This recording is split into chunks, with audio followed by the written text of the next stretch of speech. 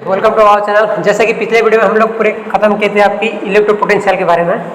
अभी हम पढ़ने वाले हैं आपकी नया उसकी पार्ट 2 जो है कंडक्टर्स एंड इंसुलेटर के बारे में, जिसमें आपको देखने को मिलेगा चलो कोई नहीं, चलो। तो पहले हम पढ़ने वाले हैं कंडक्टर और इंसुलेटर के बारे में, ये होता क्या, ठीक है। तो चलिए, तो कंडक्टर और इंसुलेटर जहाँ से इलेक्ट्रिसिटी पास होकर जा सकता है उसे हम क्या बोलते हैं, कंडक्टर। जिसके थ्रू इलेक्ट्रिसिटी पास नहीं हो पाती इसे हम कहते हैं इंसुलेटर। जैसे इलेक्ट्रिक के तार होते हैं वो क्या होते हैं, आपके कंडक्टर होते हैं, क्योंकि इनके थ्रू इलेक्ट्रिसिटी पास हो सकती है। और जिसके थ्रू इलेक्ट्रिसिटी पास नहीं होती उसे हम क्या बोलते हैं, इंसुलेटर। तो इलेक्ट्रिसिटी पास कैसे होती है, ये सबसे बड़ी बात है। तो ठीक है, तो कंडक्टर क्या होता है, दो तरीके होते हैं, ठीक है। कंडक्टर होते हैं दो तरीके के, चलिए लिख देते हैं। इलेक्ट्रिक ट्रांसफर समझो, ठीक है। इलेक्ट्रिक ट्रांसफर के अनुसार एक होता है आपके कंडक्टर, एक होता है आपके इंसुलेटर।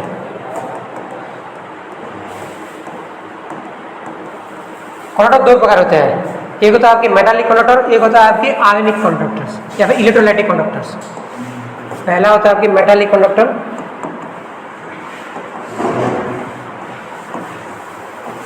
एक होता है आपकी इलेक्ट्रोलाइटिक कंडक्टर्स। चलिए, जैसे कि हमें बेसिक पता है कि इलेक्ट्रिसिटी कैसे पास होती है। अगर इलेक्ट्रॉन मूव करता है तो उसके ऑपोजिट में क्या फ्लो होता है, करंट। सोचो एक ऑब्जेक्ट ए है और एक ऑब्जेक्ट बी है, ये हम आगे पढ़ने वाले हैं। अगर कोई भी चार्ज पार्टिकल्स ए से बी जाता है, सोचो कोई नेगेटिव चार्ज ए से बी मूव किया तो बी से ये क्या आता है, करंट फ्लो होता है ना। यानी कि मेरे को अगर किसी ऑब्जेक्ट में करंट फ्लो करवानी है तो उसमें क्या होना चाहिए, चार्ज की ट्रांसफर होनी चाहिए। तो हम ये देखेंगे on the basis of charges conductor और इंसुलेटर क्या होते हैं, ठीक है। तो पहले देखते कंडक्टर क्या होता है, ठीक है, जिसमें फ्री इलेक्ट्रॉन होते हैं। वे सुनते क्यों नहीं, जिसमें फ्री इलेक्ट्रॉन होते हैं वो क्या होता है, आपकी कंडक्टर, जिसमें फ्री इलेक्ट्रॉन होते हैं। सोचो कोई ये याद, सोचो एक मेटल है, ठीक है, इसे हम जूम करते हैं तो सोचो कुछ ऐसे इसका एटम के साइज ऐसा है, इसमें बहुत सारे इलेक्ट्रॉन है।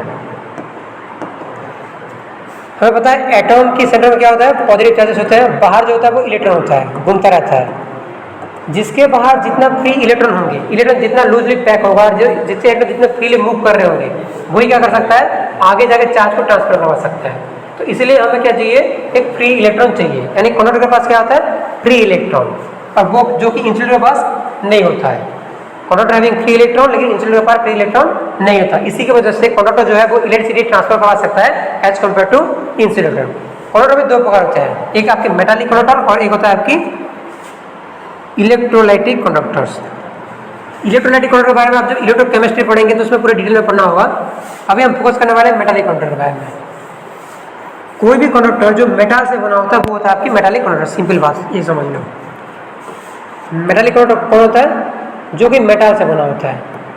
ठीक है, सबसे अच्छा कंडक्टर कौन होता है इलेक्ट्रिसिटी का, वो होता है आपके सिल्वर होता है। सिल्वर का ले लो, आयरन का ले लो। तो ये सब जो मेटल से कोई भी अगर तार वगैरह बनता है तो वो क्या होता है, आपकी मेटालिक कंडक्टर, जो कि सॉलिड के फॉर्म में होता है। मेटालिक कंडक्टर कौन सी फॉर्म में होता है, these are in solid form. वैसे ही अगर मैं इलेक्ट्रोलाइटिक कंडक्टर की बात बोलूँ तो ये होता है, ये आयनाइज फॉर्म में होता है। जैसे कि आपने पढ़ा होगा वो इलेक्ट्रोकेमिस्ट्री में। सोचो इसमें कोई जार है, इसमें पानी है, तो इसके थ्रू हमने इलेक्ट्रिसिटी पास करवाई तो कुछ अमाउंट को इलेक्ट्रिसिटी इधर जाकर पास होता है, ठीक है। तो ये इलेक्ट्रिक बल्ब जल रही है, हाँ। तो इसमें मैं कुछ अमाउंट ऑफ सॉल्ट डाल देता हूँ, जैसे कि NaCl। तो NaCl क्या करेगा, NaCl टूट के बनने वाला है क्या, Na+ और Cl-। यानी कि ये जो आयन जो बने, पॉजिटिव आयन और नेगेटिव आयन, इस आयन की वजह से क्या होने वाला है, इसमें जल्दी इलेक्ट्रिसिटी पास होने वाला है। पिछले मुकाबले यहाँ पे क्या होगा, जल्दी इलेक्ट्रिसिटी पास होगा। इसे हम कहते हैं इलेक्ट्रोलाइटिक कंडक्टर। इलेक्ट्रोलाइट वो एलिमेंट होता है जो वाटर में आ जाता है, एक्वा सॉल्यूशन में अपने आयन के कन्वर्ट हो जाता है। इलेक्ट्रोलाइट वो एलिमेंट या वो सब्सटेंस होते हैं, एलिमेंट या वो सब्सटेंस होते हैं जो कि जब भी एक्वा सॉल्यूशन में जाते हैं तो वो क्या बन जाते हैं, आयन फॉर्म में बन जाते हैं। और जब आयन बनता है तब बनता है नेगेटिव चार्जेस, और जब नेगेटिव चार्जेस ज़्यादा बनेगी तो इलेक्ट्रॉन कैरी भी ज़्यादा होगा। अगर इलेक्ट्रॉन कैरी होगा तो वो क्या बोलेगा, आपकी कंडक्टर। और इंसुलेटर क्या होता है, आपकी इलेक्ट्रॉन तो वो होता ही नहीं है। तो अभी हम कुछ पढ़ने वाले हैं, कंडक्टर की कुछ प्रॉपर्टीज पढ़ने वाले हैं, जो एक इलेक्ट्रोलाइट या फिर इलेक्ट्रिक फील्ड में कैसे कंडक्टर बिहेव करता है इसके बारे में पढ़ने वाले हैं। चलिए, तो प्रॉपर्टीज ऑफ कंडक्टर्स। तो पहला प्रॉपर्टी कहता है net electrostatic field is zero inside the conductor in A electric field. Let's assume कि हमारे पास इलेक्ट्रिक फील्ड है, ठीक है। तो मान लेते हैं, लेट्स एज्यूम कि हमारे पास इलेक्ट्रिक फील्ड है और यहाँ पे इलेक्ट्रोलाइट कहाँ से जा, इलेक्ट्रिक फील्ड लाइन है, इसमें पॉजिटिव चार्ज टर्मिनल है और ये जो है आपकी नेगेटिव टर्मिनल। तो जो इलेक्ट्रिक फील्ड लाइन बनती हुई वो कहाँ से बनेगी, वो बनेगी पॉजिटिव से नेगेटिव। इधर आपकी बन रही इलेक्ट्रिक फील्ड लाइन और इसमें हमने बीच में रखा है कंडक्टर, मेटालिक कंडक्टर, ठीक है। इस वजह हमारे पास मेटालिक कंडक्टर है, इसमें बहुत सारे पॉजिटिव चार्जेस होंगे, नेगेटिव चार्जेस भी होंगे, पॉजिटिव भी होंगे, नेगेटिव भी होंगे, है कि नहीं। ऐसे ही मेटालिक कंडक्टर है हमारे पास, इसे हमने कहाँ रखा है, इलेक्ट्रिक फील्ड पे रखा है। ये जो इलेक्ट्रिक फील्ड लाइन बन रहा है ये आउटसाइड है, ये जा रहे पॉजिटिव से नेगेटिव। सिमिलरली यहाँ से इलेक्ट्रिक फील्ड लाइन सब बनेंगे। अभी जो इलेक्ट्रिक फील्ड हमने अप्लाई नहीं किया है, तो जितने भी इलेक्ट्रिक फील्ड लाइन बन रहा है वो कहाँ से, वो जा रहा है पॉजिटिव से टुवर्ड्स द नेगेटिव। जैसे ही मैंने इलेक्ट्रिक फील्ड लाइन अप्लाई कर दी, इसमें कुछ चेंजेस होने वाला है। जो यहाँ पे जो चार्जेस हैं वो रैंडमली मूव करने लगेंगे अपनी ऑपोजिट डायरेक्शन में, क्योंकि हमें पता है सिमिलर चार्जेस क्या करते हैं, अट्रैक्ट, और ऑपोजिट चार्ज क्या करते हैं, रिपल्स करते हैं। बहुत अच्छे।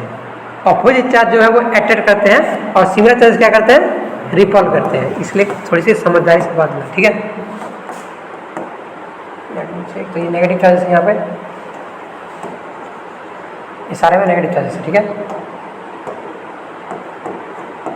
तो अब क्या होने वाला है, जितने भी तो ये पॉजिटिव, हमें पता है इलेक्ट्रिक फील्ड लाइन कहाँ से बनता है, पॉजिटिव से जाता है और नेगेटिव में मिलता है ना, नेगेटिव की ओर आता है, पॉजिटिव से बाहर जाता है। तो इसमें इलेक्ट्रिक फील्ड लाइन कहाँ से जा रहा है, पॉजिटिव से टुवर्ड्स द नेगेटिव। बीच में हमने क्या रखा है, कंडक्टर, जिसमें बहुत सारे चार्जेस है। जैसे ही इलेक्ट्रिक फील्ड अप्लाई हो गया, अभी सोचो इलेक्ट्रिक फील्ड अप्लाई हो गया, तो अभी क्या होने वाला है, इसके अंदर जितने भी चार्जेस हैं वो अपनी ऑपोजिट टर्मिनल की ओर भागने की कोशिश करेंगे। जैसे कि यहाँ ये कंडक्टर था, तो जितने भी आपकी नेगेटिव चार्जेस हैं वो चाहेंगे वो पॉजिटिव की ओर आ जाए, ठीक है। वैसे ही जितने आपके पॉजिटिव चार्जेस हैं इनसाइड द कंडक्टर वो सारे नेगेटिव की ओर आने लगेंगे, अट्रैक्ट होने लगेंगे। तो जो बीच में जो पार्ट बचता है, इसमें आपकी जो नेट इलेक्ट्रिक फील्ड कितना होगा, इसमें होने वाला है नेट इलेक्ट्रिक फील्ड जीरो, यानी कि ई जो हो इनसाइड जो बनेगा वो बनने वाला है जीरो होना है। ये बोलता है net electric static potential inside the conductor is zero in A electric field, ठीक है। और एक बात देखो, जैसे कि ये पॉजिटिव है तो यहाँ से निकल के जा रहा है कौन, आपकी electric field line towards the negative. Similarly अब देखो ये पॉजिटिव यहाँ आ गया ना, ये पॉजिटिव यहाँ आ गया, तो अभी जो इलेक्ट्रिक फील्ड लाइन बनेगा इनसाइड के लिए, ये तो आउटसाइड था, अब इलेक्ट्रिक फील्ड लाइन जो बनेगा इनसाइड के लिए वो बनेगा इस ओर से, क्योंकि ये पॉजिटिव चार्ज है तो इसकी इलेक्ट्रिक फील्ड लाइन इस तरह बनेगी। समझ गए, ये दो पॉइंट याद रखना। दूसरा पॉइंट कहता है surface of charge conductor normal to the surface of electric field. Surface of electric field से, ठीक है, जहाँ से इलेक्ट्रिक फील्ड बनता है उसके नॉर्मल होता है क्या, आपकी चार्ज कंडक्टर की नॉर्मल, जैसे कि ये दोनों, ठीक है। ये क्या होने वाला है, एक नॉर्मल में रहने वाला है। Net charge zero inside the charge density found in the surface of the conductor, ठीक है। वही सेम बात मैंने बोला, अगर एक कंडक्टर है तो इसमें जो नेट चार्ज होगा इनसाइड कितना होने वाला है, इनसाइड होने वाला है इसकी जीरो होने वाला है, क्योंकि हमें यहाँ पे देख लिया, ठीक है। इनसाइड कितना होता है, जीरो होता है। Potential constant on the surface of the conductor, ठीक है। ये कंडक्टर है तो इसमें बहुत सारे चार्जेस होंगे, ठीक है। तो इसकी जो सरफेस में पोटेंशियल क्या होने वाला है, कांस्टेंट होने वाला है। सोचो ये पॉइंट पे अगर 5 वोल्ट पोटेंशियल है तो इसमें भी कितना होने वाला है, 5 वोल्ट ही होने वाला है, ठीक है। इसी एक जैसे हम पढ़ते थे क्या, इक्वल पोटेंशियल सरफेस, जहाँ पे पोटेंशियल सेम होता है ना, एक पॉइंट वो होता है जहाँ पे पोटेंशियल सबकी सेम होता है। सिमिलरली कंडक्टर के पास हर एक पॉइंट पे पोटेंशियल कितना होता है, सेम होता है, कोई भी शेप क्यों ना हो। समझ गए। नेट पर electric field in the surface of charge conductor, हाँ बोलो, डाउट है नहीं। Electric field at the surface of charge conductor is proportional to the surface charge density. ये इसमें इसका कितना सरफेस चार्ज डेंसिटी बनेगा वो किसके ऊपर डिपेंड करता है, यहाँ पे आपकी इलेक्ट्रिक फील्ड, ये जो सरफेस में कितना इलेक्ट्रिक फील्ड वो प्रोड्यूस कर रहा है। समझ गए, इस सरफेस में कितना इलेक्ट्रिक फील्ड प्रोड्यूस कर रहा है इसके ऊपर डिपेंड करेगा इसका कितना चार्ज डेंसिटी है। छोटा चार्ज है तो कम सरफेस या कम आपकी इलेक्ट्रिक फील्ड बनेगा, तो इसकी चार्ज डेंसिटी कम। जो कोई बड़ा चार्ज है तो वो ज़्यादा ही चार्ज इलेक्ट्रिक फील्ड लाइन बनेगा, यानी कि इसके चार्ज डेंसिटी बहुत होंगे। समझ में आ गया। Next point, electric field zero inside the hollow charge conductor. सोचो मेरे पास कोई होलो चार्ज कंडक्टर है, let me draw hollow charge conductor, ठीक है। ये आप पढ़ने वाले इलेक्ट्रिक फील्ड शील्डिंग में ही वही आने वाला है। सोचो मेरे पास एक होलो सिलेंडर है,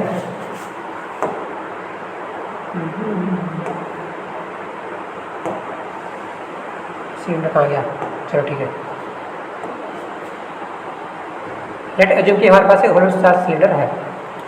अब देखो, तो जितने भी चार्ज पार्टिकल्स होंगे, जितने भी चार्ज होंगे वो कहाँ होंगे, सरफेस में होंगे, यही सरफेस में होगा ना, सारे सरफेस में होंगे। तो इनके जो इनसाइड जो है इसमें कुछ चार्ज बनेगा इसका। अब इसे इलेक्ट्रिक फील्ड में कहीं पे रख देते हैं हम लोग, तो जितने भी चार्ज वो तो इसके ऊपर ही है ना, ये जो ऊपर है, ये डब्बे के ऊपर ही है, अंदर में कुछ है क्या, नहीं ना।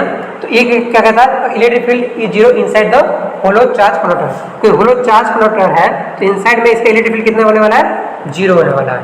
ये 2-4 पॉइंट याद रखो जो कि हम आगे तुरंत पढ़ने वाले हैं। नेक्स्ट पढ़ने वाले हैं हम लोग क्या, इलेक्ट्रिक फील्ड शील्डिंग। कहाँ है इलेक्ट्रिक फील्ड,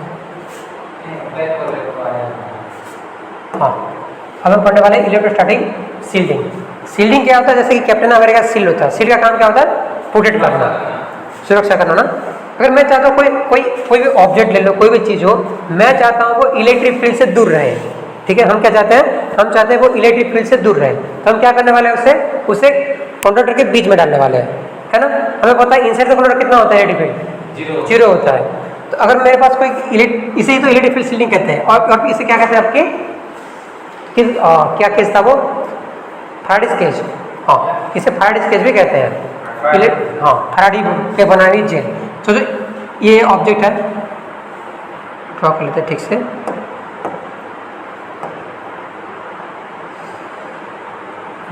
कौन सा लेकर ये लेते हैं, चलो। अब देखो, ये आपके कोई कंडक्टर है, अब मेरे को कोई प्रीशियस मेटल है, सोचो मेरा नाम ही ले लेता हूँ, कैश ले, ठीक है।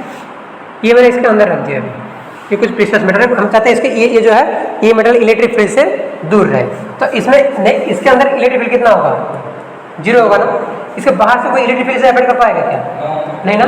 तो यानी कि एक सील्ड में है, ये क्या है आपकी इलेक्ट्रोस्टैटिक सील्ड में है, ठीक है।